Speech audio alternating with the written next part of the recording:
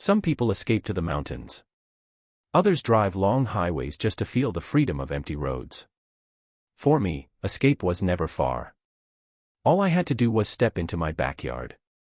It wasn't grand by any means, barely a quarter-acre behind my little brick house at the end of Maple Lane, but to me, it was an entire world. A patchwork of earth where I could plant, prune, and coax life from the soil. My neighbors saw just another suburban yard. I saw my sanctuary. When I walked outside in the mornings, mug of coffee in hand, the dew would still cling to the leaves. The tomatoes would glisten like tiny rubies. My lavender plants, their purple spires reaching skyward, gave off a fragrance that always brought me back to my grandmother's porch in Virginia. She used to tie little bundles of dried lavender with twine and tuck them in our dresser drawers. Even now, when I crushed a sprig between my fingers, I could almost hear her humming an old gospel tune, "The roses were my pride." 6 bushes, lined neatly along the wooden fence, bred from cuttings I'd babied for years. They bloomed scarlet and ivory, delicate but stubborn, surviving every frost and storm the seasons had thrown at us. My neighbors sometimes paused to admire them, but most just drove past without noticing. And that was fine. The garden was for me. It was never meant for show. I had poured hours into that soil. Not just time, pieces of myself. After long work days, when exhaustion weighed on me, I would kneel in the dirt, pruning, weeding, digging. The rhythm of it was therapy, better than any counselor could provide. Every seed I pushed into the ground felt like a promise. Every bloom felt like healing. That's why the trip to visit my sister worried me. I hadn't left the garden for more than 2 days in years. But my sister lived in North Carolina, and she'd been begging me to come for months. "Just 1 week," she said on the phone. "You need a break." She wasn't wrong. My body ached from long shifts at the factory. My mind carried the weight of bills, repairs, and the loneliness that sometimes crept into the evenings. I convinced myself the garden would survive. I watered everything carefully the night before I left. I spread mulch thick around the roots, checked the irrigation timer twice, and whispered quietly, "You'll be fine." As I stood by the car the next morning, suitcase in hand, I looked back at the rows of green one last time. The basil leaves swayed in the early breeze. The roses stood proud in their silent beauty. A sense of calm settled over me, as if they were reassuring me in return. But even as I pulled out of the driveway, I noticed Karen Whitmore standing at the corner of her lawn. Karen, the HOA president. The woman had eyes like a hawk and a clipboard glued to her side. She was always watching, always checking if grass exceeded regulation height, if trash cans were visible too long, if someone's mailbox dared to be painted a shade darker than approved beige. She stood there, arms crossed, staring at my yard like it was a crime scene. I gave her a polite nod through the car window. She didn't return it. Instead, she scribbled something on her clipboard. My stomach knotted, but I told myself it was nothing. Karen was always scribbling. Always complaining. If I let every glance of hers worry me, I'd lose my peace of mind. The drive to North Carolina was long but freeing. My sister's home buzzed with noise, her kids, her dog, her laughter. For the first time in months, I felt human again. I told her stories about the garden, about how the tomatoes were finally coming in strong, about how I'd tried a new variety of sunflowers that shot up taller than the fence. She teased me, said I loved that patch of dirt more than anything else in the world. She wasn't wrong. On the 5th night, sitting on her porch after the kids had gone to bed, I admitted something I rarely said out loud. "That garden's all I have left that feels mine," I told her. "Work doesn't feel like mine. Even the house, sometimes I feel like the HOA owns it more than I do. But the garden. That's me." She nodded, the weight of my words settling in the humid evening air. "Then guard it," she said softly. I promised I would. When the week was over, I packed my things, hugged my sister goodbye, and started the long drive home. The thought of stepping into my backyard again filled me with anticipation. I imagined the scent of lavender greeting me. I pictured the roses in bloom, the tomatoes ripe for picking. What I didn't know, what I couldn't have imagined, was that someone else had decided my sanctuary didn't belong. That decision would rip open a wound I wasn't prepared for.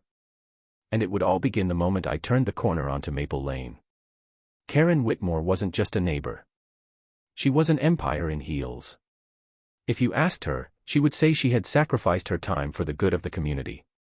If you asked anyone else, they would mutter under their breath that she was a dictator wrapped in a cardigan. She lived 2 houses down from me in a beige 2-story with shutters that matched perfectly with her front door, a shade she once bragged was HOA approved. Her lawn was trimmed so tightly that I swore it measured the exact 2 inches allowed in the handbook. Not a dandelion dared poke its head through her grass. I always wondered if she used scissors, crouching at dusk, snipping each blade to keep it uniform. Karen loved rules the way some people loved their grandchildren. She spoke about them with reverence, quoted them at dinner parties, and used them as weapons when anyone stepped out of line. To her, the HOA wasn't a committee, it was a crown. I'd seen her wield that crown more than once. Take poor Mr. Richardson, 3 doors over. He had the audacity to paint his front door navy blue instead of heritage pine green, the only shade permitted. Karen called an emergency meeting, dragged the men in front of the board, and forced him to repaint it within the week. He was 72 years old and had arthritis in both hands. When he struggled with the brush, she sent him daily violation notices until his son finally came to help. Or the Castillos, who hung a Puerto Rican flag in their window one summer. Karen filed a complaint that it violated the "no banners or signage" rule. Never mind that American flags lined half the street every 4th of July. To her, rules weren't about fairness. They were about power. And Karen enjoyed nothing more than flexing her power on me. It started small, a note on my windshield about improper parking. Then a letter about the decorative stones I had placed around my lavender bed. She didn't like that they weren't natural to the region. Another time, she snapped photos of my yard, claiming my sunflowers exceeded the maximum allowed height for ornamental plants. I laughed at first, tossed the notes into the trash. But her eyes always lingered when I walked by, sharp and calculating, as though she was waiting for me to slip, waiting for a reason to pounce. I had neighbors who tried to stay neutral, but even they whispered when Karen's back was turned. On warm evenings, we sometimes gathered at the mailbox, pretending to check our letters but really swapping stories about the latest absurdity. "Did you hear?" Mrs. Nguyen said once, she fined the Simmons family for leaving their trash cans out 30 minutes too long. "No," muttered her husband, shaking his head. She fined them twice. Once for the cans, once for the lid not being fully shut. Laughter would ripple through us, but it was nervous laughter. Because we all knew Karen's wrath could land on any one of us at any time. For me, it had landed squarely on my garden. A week before my trip to North Carolina, Karen had actually stopped me in the driveway. Clipboard in hand, she adjusted her sunglasses and tapped her pen. "You know, your garden is becoming excessive," she said, her voice dripping with false sweetness. I wiped my hands on my jeans. "Excessive? Too many non-approved species," she replied, gesturing toward my basil and lavender. "Herbs, vegetables, shrubs taller than 36 inches, they're not exactly within HOA guidelines. It makes the neighborhood look unbalanced."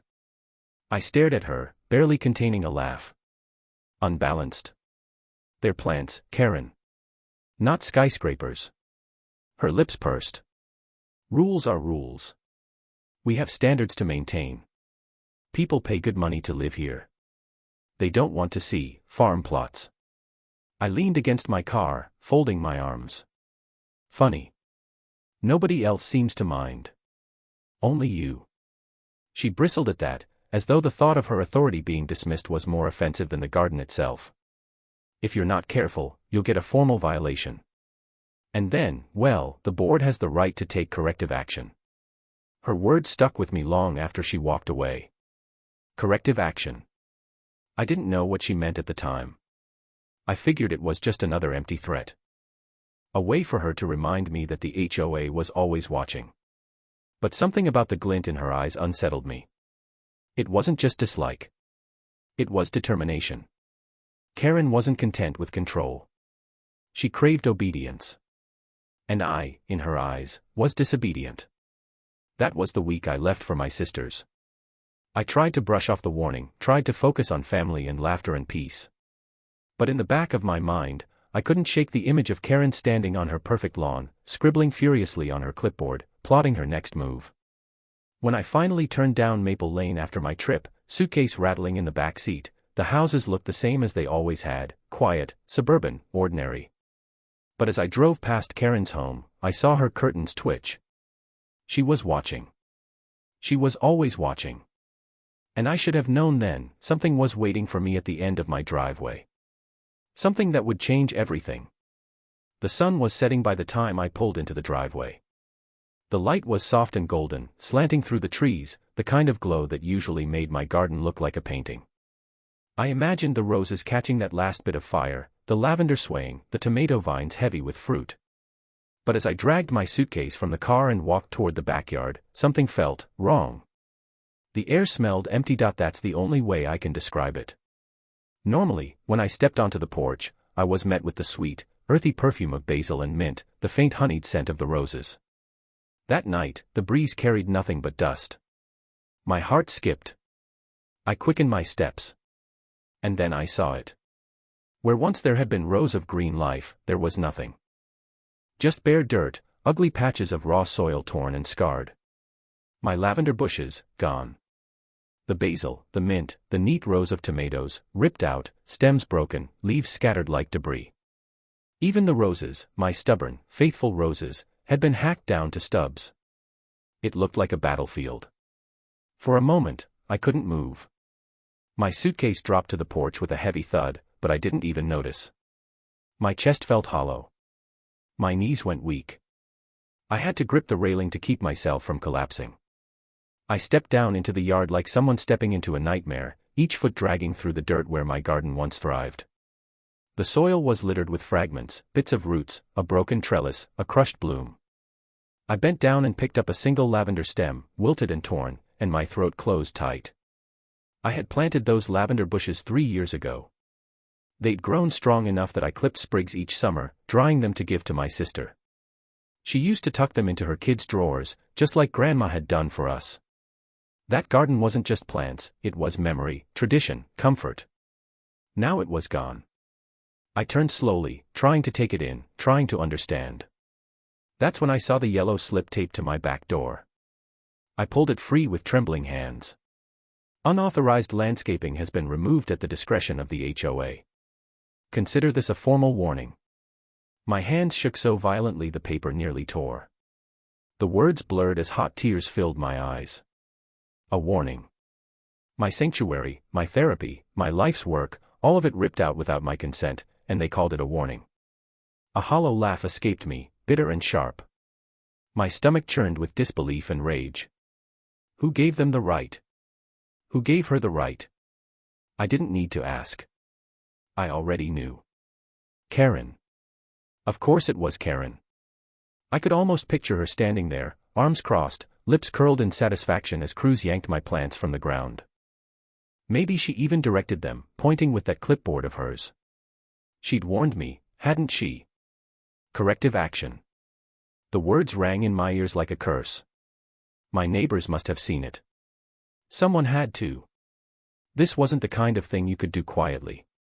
Uprooting an entire yard left scars, and mine screamed with violence. But no one had said a word. Not a phone call, not a text, not a whisper of warning. The silence of it made the betrayal sting even more. I wandered the yard like a ghost, kneeling now and then to touch the ragged earth, to dig my fingers into the soil as if maybe, just maybe, some piece of my garden had survived. But there was nothing. I remembered planting the first rose bush one chilly spring afternoon, my fingers numb, my heart aching from a loss I hadn't told anyone about. That bush had been the first thing to make me feel alive again. I had watched it bloom into something beautiful when I felt like nothing inside me could grow. And now, it was nothing but a chopped-down stalk. A fury welled in me so deep it drowned out the grief. I clenched my fists, dirt crumbling between my fingers. My breath came ragged, shallow. Karen thought she could take this from me. No. Not this time. I stormed back to the porch, the yellow slip crumpled in my hand. I didn't even bring in my suitcase. My legs carried me down the street with a force I didn't know I had. Past the neat lawns, past the perfect mailboxes, straight to the beige two-story with the matching shutters. Her house. The lights were on. I could see her silhouette moving behind the curtains. My pulse hammered in my ears as I raised my fist and pounded on the door. When it opened, there she stood, Karen Whitmore, arms crossed, lips pursed, the very picture of smug authority. I held up the yellow slip. "You did this." Her eyes didn't even flicker. "We took corrective action," she said smoothly. "Your yard was in violation of HOA guidelines." "Violation?" My voice cracked, rising with fury. "That was my property. My garden. You destroyed it without my permission." She shrugged. "We have standards. If everyone planted whatever they pleased, the neighborhood would look like a jungle. People don't pay to live here for chaos." My hands shook so badly I nearly dropped the slip. Chaos. It was herbs and flowers. It was my life. You had no right. Her smile widened, infuriatingly calm. The HOA has every right. If you don't like it, perhaps you should consider moving. This community isn't for everyone. The door slammed in my face before I could answer. I stood there, trembling with rage, staring at the polished wood, my own reflection warped in the glass panel. For a long moment, all I could hear was the pounding of my blood. Then I turned and walked away, each step heavy, the night pressing in around me. But one thought burned bright in my mind, a thought stronger than grief, stronger than fear. She thought she had won. She had no idea what was coming. The night after I found my garden destroyed, I couldn't sleep. I lay in bed staring at the ceiling, my hands still stained with dirt I couldn't wash away. Every time I closed my eyes, I saw the empty yard. Every time I opened them, I saw Karen's smug smile. By morning, the anger in me had hardened. I wasn't going to let this go. I gathered every photo I had, snapshots of the garden blooming through the seasons, receipts for seeds and soil, even the irrigation timer I had installed myself. I spread them across the kitchen table like evidence in a trial. Because that's what this was, a crime. And Karen had declared herself judge, jury, and executioner. But she had forgotten one thing. I wasn't powerless. I marched back to her house just after sunrise. She answered the door in her robe, sipping coffee, already annoyed to see me. "You again," she sneered. "You destroyed my property," I said, holding up the photos. My voice shook, but it wasn't fear, it was fury. "You had no right. I'm filing a formal complaint. Not with your little board, but with the state." Her expression faltered, just for a second, but then the mask returned. "You'll lose," she said flatly. "The HOA always wins. Not this time." My words were steel. This wasn't a violation. This was theft. This was destruction of private property. And the law is bigger than you. For the first time, I saw a flicker of doubt in her eyes. I leaned closer. "You may have your rules, your fines, your little clipboard, but you don't own me. And you don't own my land. You'll regret this, Karen. I promise you that." Her mouth opened, but no words came. She simply slammed the door again, harder this time. I stood there for a long moment, the morning air cool against my burning skin. My garden was gone. My sanctuary was destroyed. But in its place, something new had bloomed inside me, resolve. Karen thought the HOA was untouchable. She thought her word was law. She was about to learn otherwise. Scales, and this is where justice begins.